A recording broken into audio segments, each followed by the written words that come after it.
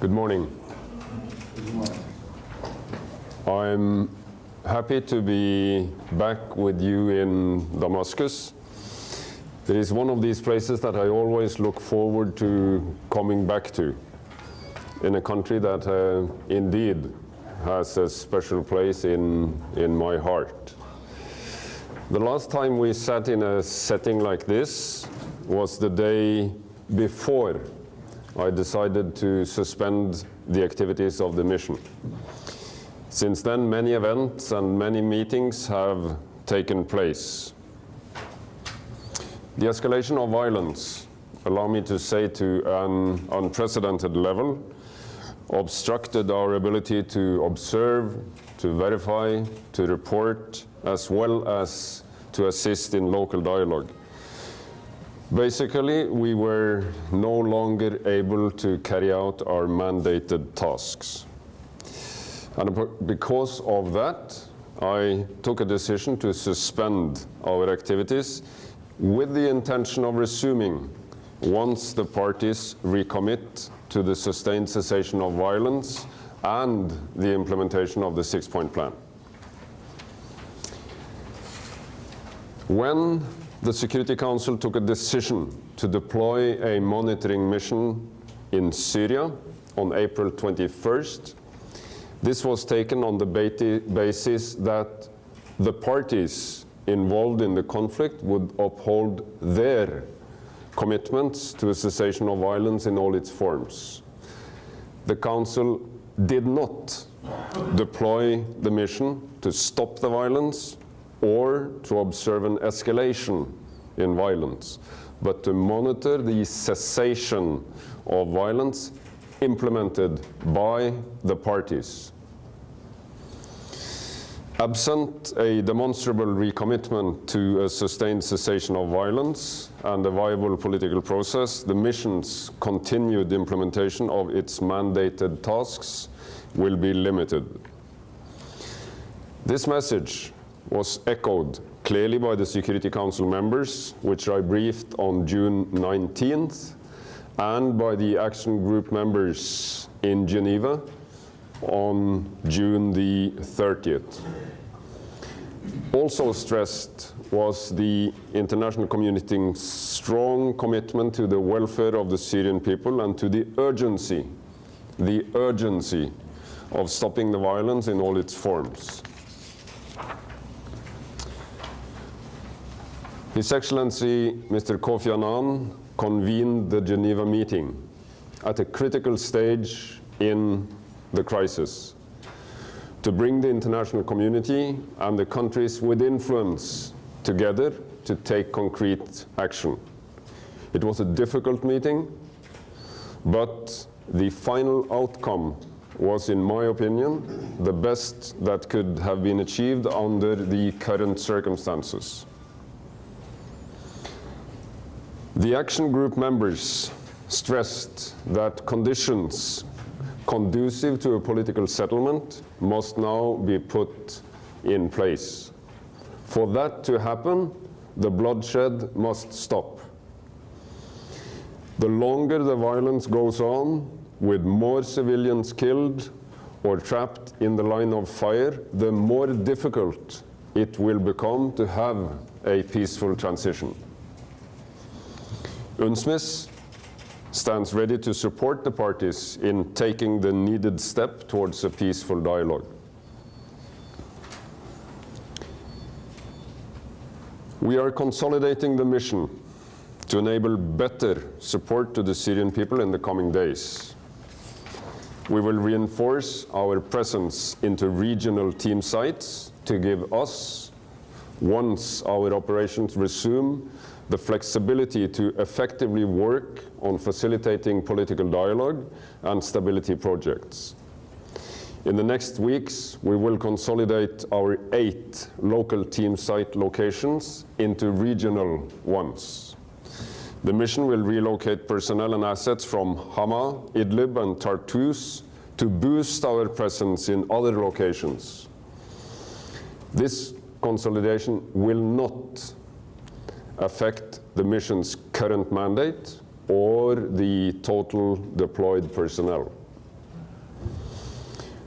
When the mission was established in April, we needed to locate in several cities to establish and build contacts with the local population on the ground, and to get to know the geography and social fabric of the country. This was also very useful in monitoring the ceasefire when it was adhered to and reporting on violations.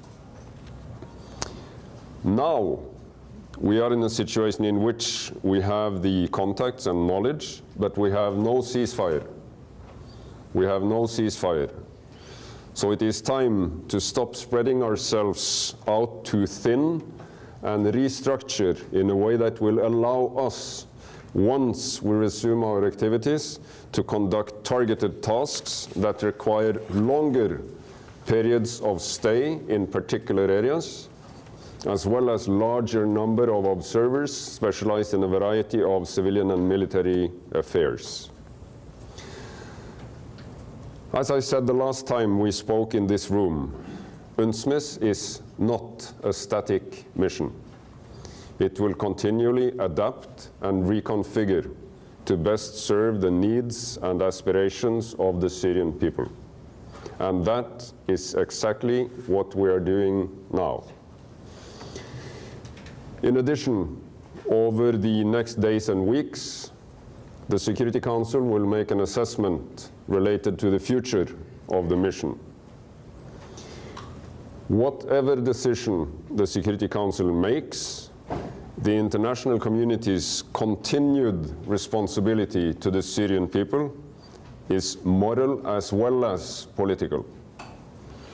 We cannot and we will not turn our eyes and ears away from your plight, and will continue our work to find new paths to political dialogue and peaceful resolution to the crisis. Thank you. Good morning. Good morning. You can put it there. Okay. Oops. شكرا.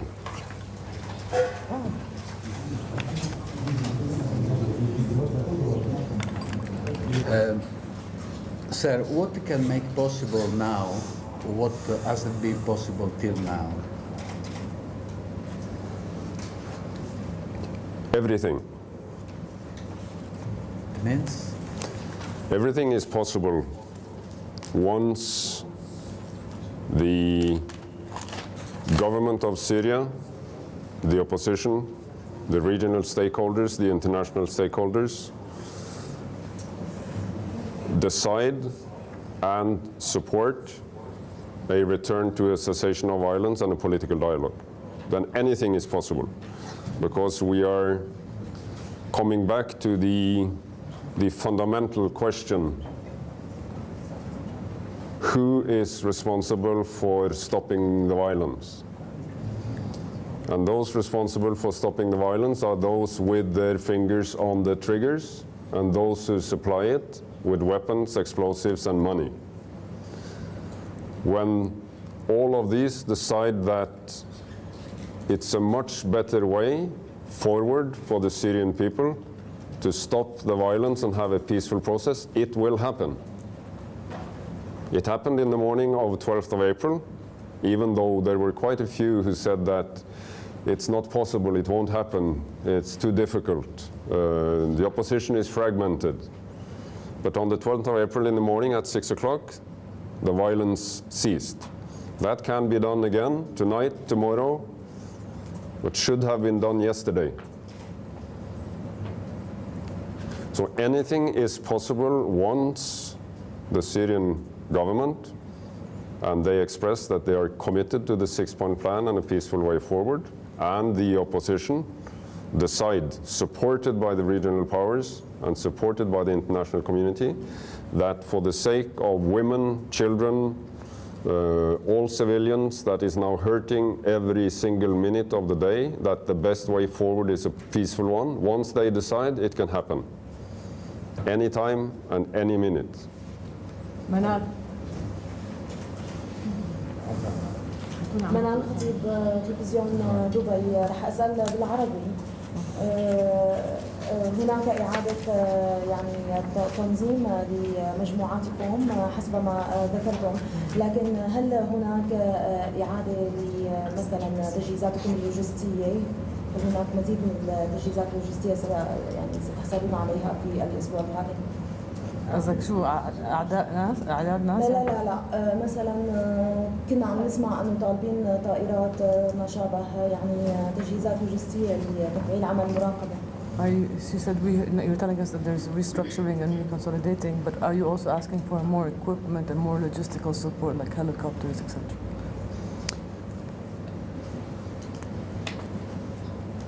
The authority that is given to me as the head of the mission on the ground is that I can change the way we operate, I can change where we are, I can go to new places, I can close all places to best serve the Syrian people, with the equipment, with the resources I have on the ground. To change the number of observers or to arm them or to withdraw half of them, all these things rests with the Security Council. So these are the kind of decisions that will be made one way or the other when the Security Council comes together, evaluates the mandate of the current mission, which expires on the 20th of July, and deciding on the way forward. So what I'm doing with the suspension, that was my decision on the 15th of June, and with now the consolidation, is simply to ask myself, what is the best way today, tomorrow, and the day after, with the resources I have in the mission, to serve the Syrian people?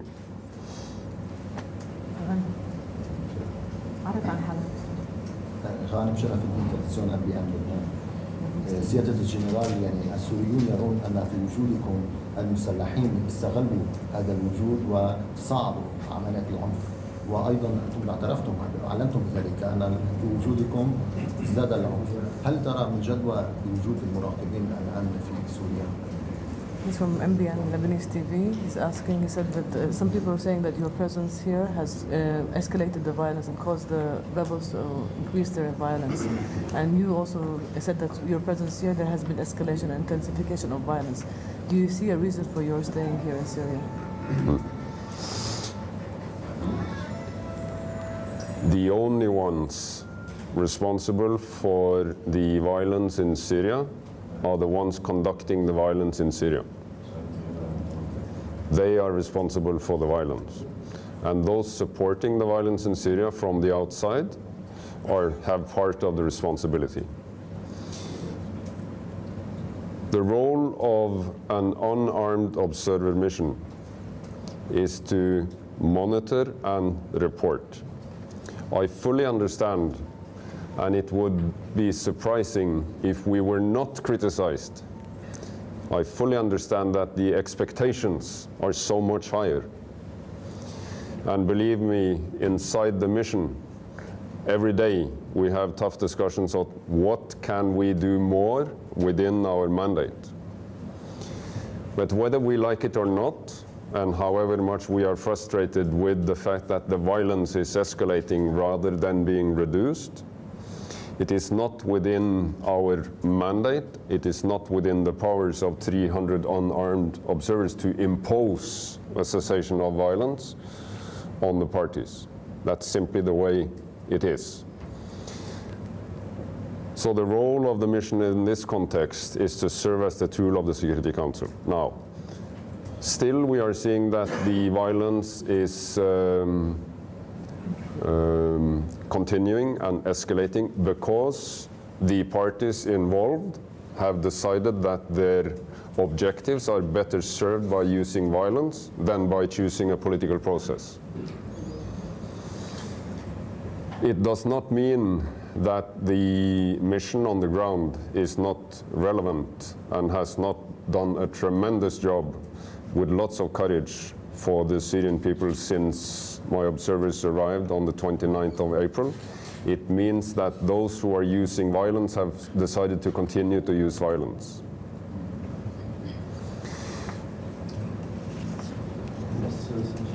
Is it useful to have the mission on the ground in such a situation? That's the way I read the last part of your question.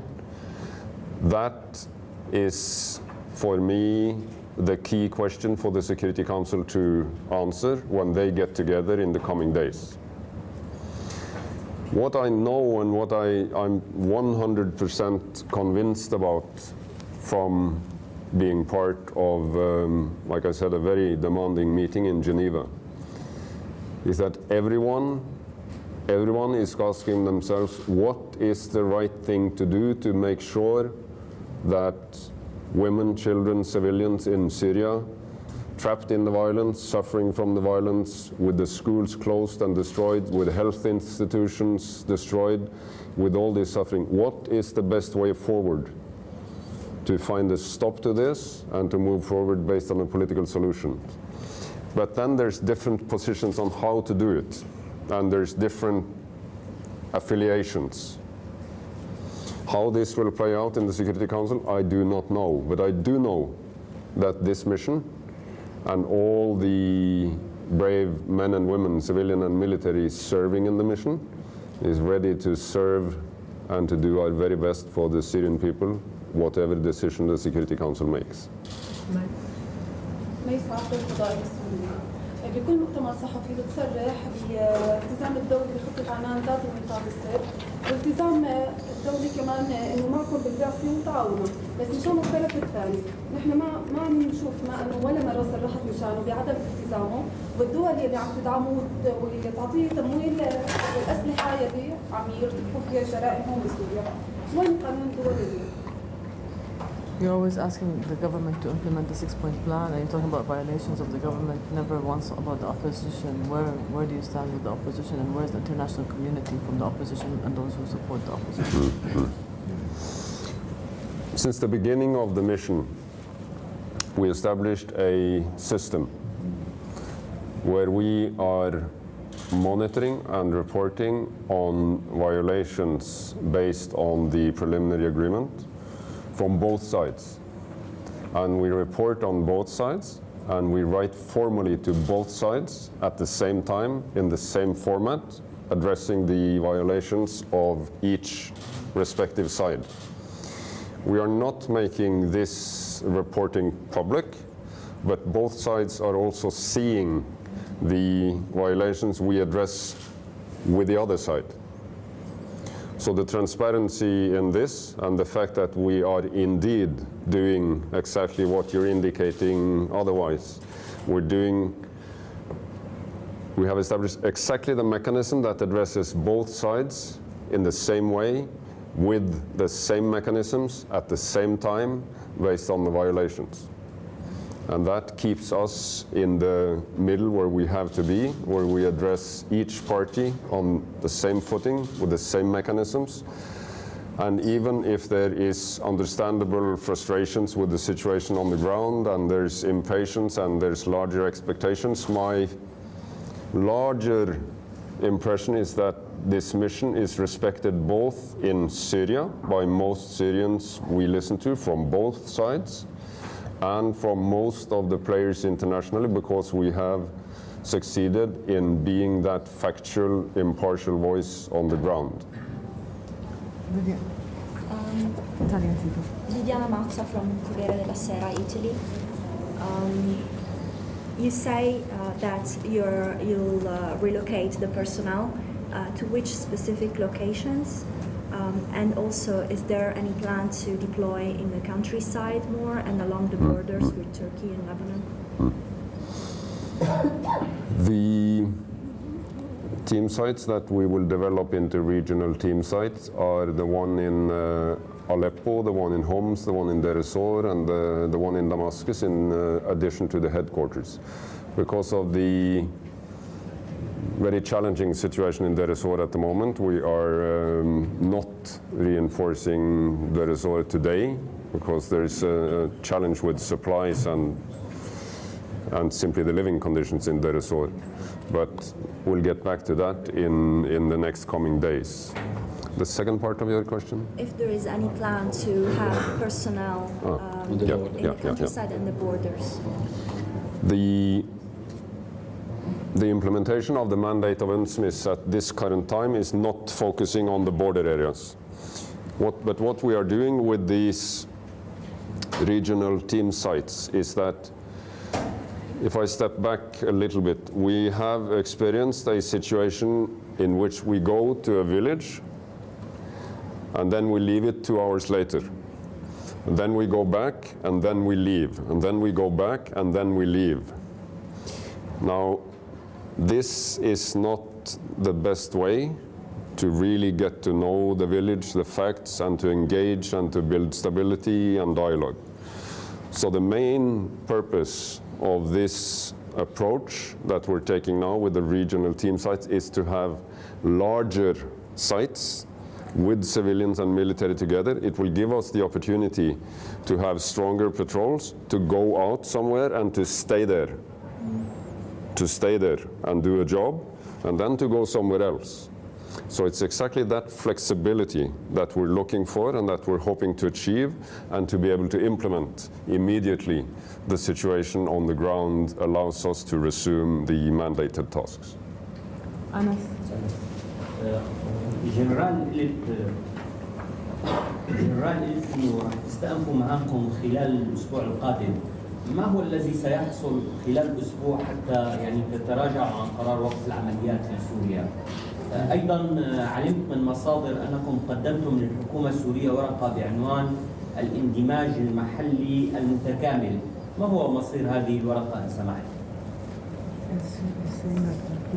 What will it take for you to go back and resume your activities? And the other things that he found out that you submitted to the Syrian government, something that's called integrated local engagement. What does that mean?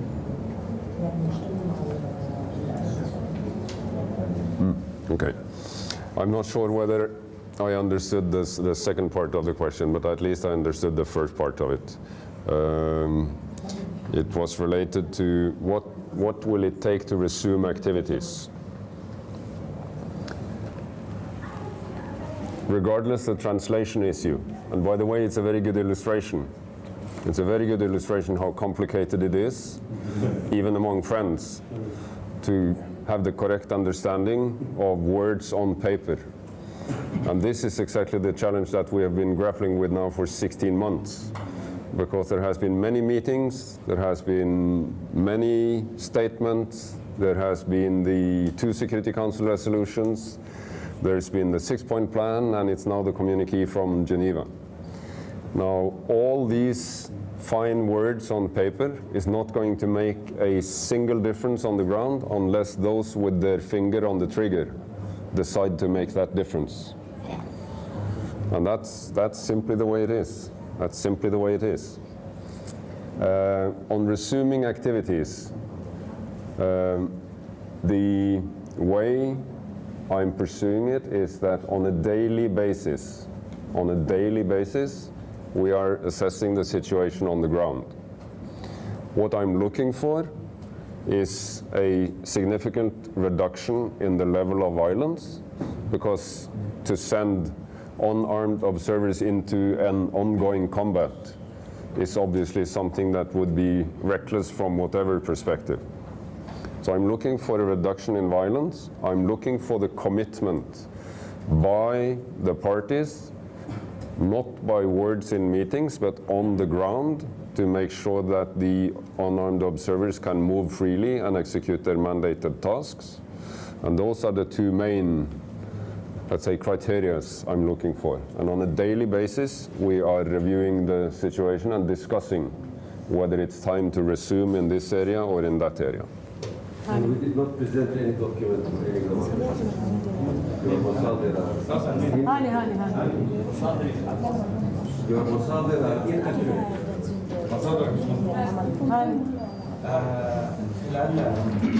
خلال لقاءات كثيرة معروف عنها بمؤتمر الصحفي الأخير طرحت موضوع تسليح قواتكم. هل هناك احتمال او امكانيه لتطبيق هذا الموضوع وهو تسليح قوات المراقبين الدوليين؟ وهل هناك احتمال ايضا ان يتم طرح انه نشر قوات حفظ السلام او تحويل مهامكم الى مهام قوات حفظ السلام؟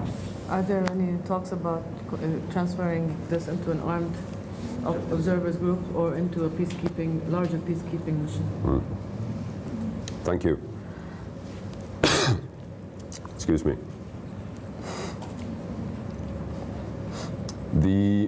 The Secretary General of the UN is going to issue his report on UNSMIS based on Security Council resolutions 2042, 2043, and to what extent they have been implemented, and to what extent the 6-point plan have been implemented, and indicating possible ways forward today or tomorrow.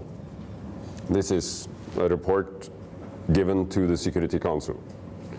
In that report, the Secretary General is not saying that this is what I want for the future, or this is what I want for the future. He's laying out different options, and then it's entirely up to the Security Council in their discussions, in their meetings, to decide. And for them, there's a wide range of options. The Security Council, as you know, if they come together, if they agree, there is a wide range of options all over the spectrum that the Security Council can decide to implement. If they do not agree or come from different positions, there will be compromises. I am in absolutely no position to predict what will be the outcome in the Security Council. I know that all of them are seeking the best for Syria from different angles, from different positions. And I'm sure that there will be tough discussions about different options. And that's as far as I'm aware of these discussions in the Council. I've made it quite clear, from my point of view, that to give a small observer force weapons is not a good option. It's not a good option, because our engagement with the Syrian people, the Syrian families, is based on that we are coming unarmed and we are accepting and honoring the hospitality of the Syrian people. Now, this is what is protecting us as an unarmed observer force. The minute you come with a rifle and knock on somebody's door, it's a totally different story. So our most important protection is the way that most of us are here because we're soldiers and we're civilians, we have a job, but we are engaged and committed to the well-being of the Syrian people. And we strongly believe that to go into some of these situations without weapons, taking that risk, is giving us more protection than what weapons could do. And if you ask me, that's a good choice to follow for anyone involved in the Syrian crisis. Because then we would actually achieve a cessation of violence, and we would start talking. I'm going to take 2 more questions only. Kinda, and I have a list, I'm sorry. Kinda and then Albert.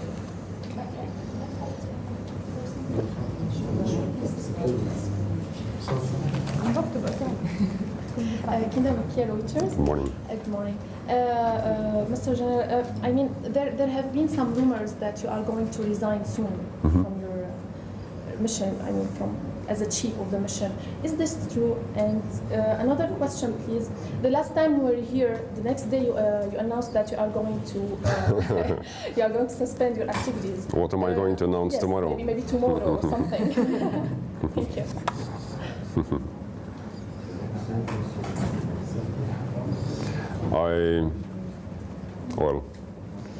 I confess that the timing was bad last time on announcing the suspension the day after. It was not planned. It just happened that way because we finalized, the planning and the discussions and the assessment of the situation on the ground in such a way. On your other question, I had a town hall meeting, which means an all-hands meeting with UNSMIS people yesterday. And what I can tell you very firmly is that none of us are in the habit of quitting. We have a mandate. The mandate expires on the 20th. My contract expires with the mandate. Whatever comes after, we will know when the Security Council have had their discussions and what will be the way forward for this mission. So we will know all of this in the coming days. But all personnel in UNSMIS is committed to the mandate, and we have been through this now together with you and with the Syrian people for now almost 3 months, and we are absolutely not in the habit of quitting. The mandate is ending on the 20th of July, so that's a different story. Yes, sir, but before you talk about that UN is reporting to the both sides, but which side of the position? The local opposition side, or also the position outside Syria? The question was on the reporting mechanisms and the way we have a formal mechanism where we in writing notify to the government and to the opposition on the violations. To a large extent, we're doing both.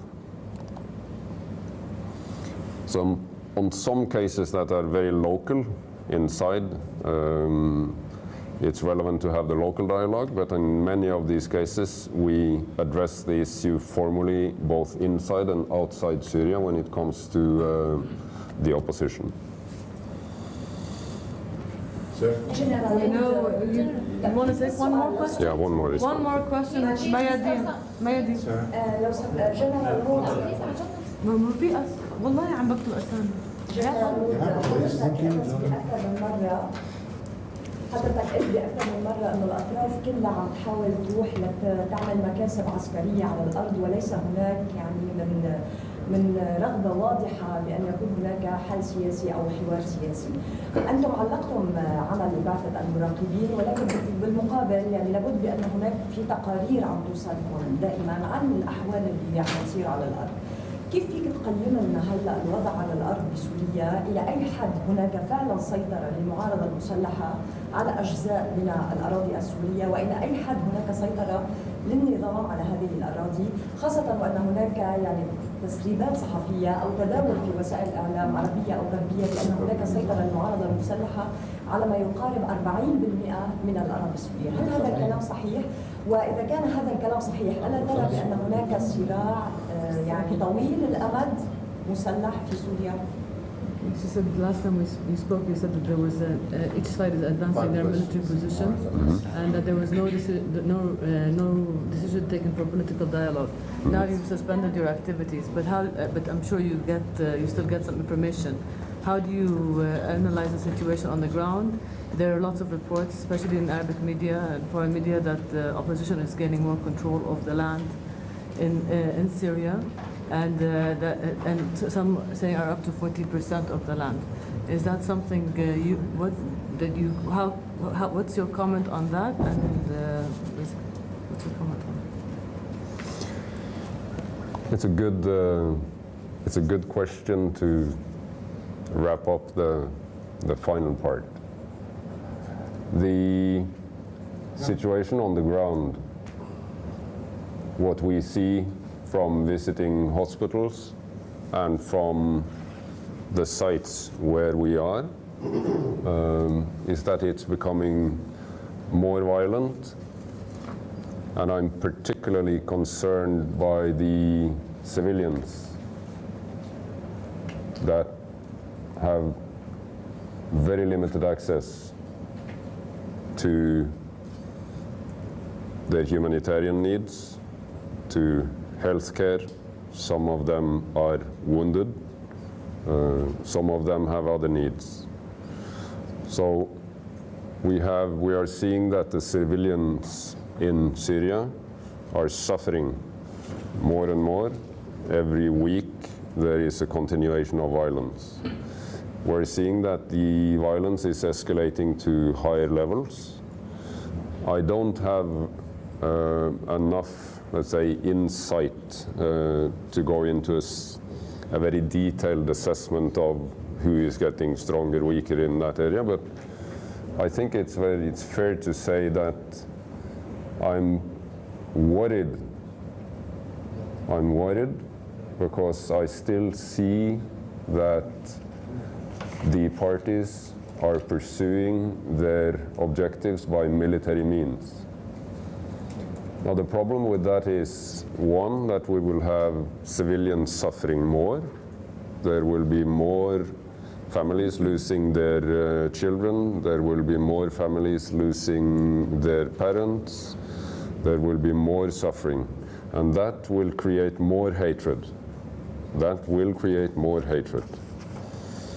Now, my other concern related to this is that it is not possible to sit down and have a dialogue in the middle of this kind of violence. And whether we like it or not, we can go to the situation that was in South Africa without comparison. We can go to other situations where enemies have been looking at each other across this division of violence, of killing, and both, in the case you can define two sides, both have argued because of this and this from the other side, it's impossible for us to sit down and talk. But there has been situations in which the moral courage to break out of that cycle of violence and sit down and have a dialogue and talk has made success.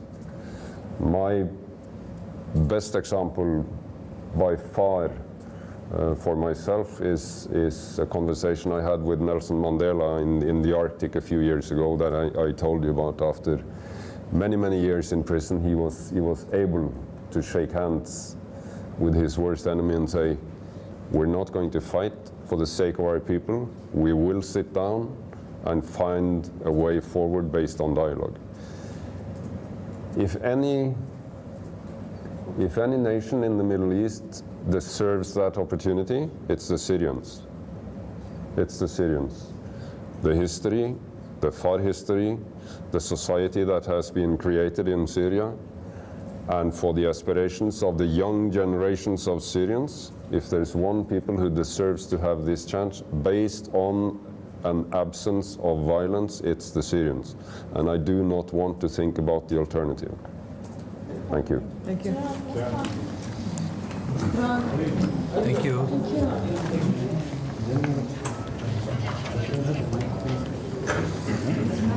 Take it outside.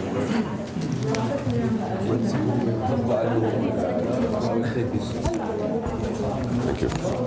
هلا اللي بده عربي وانجليزي رح ابعثهم. Thank you. شكرا.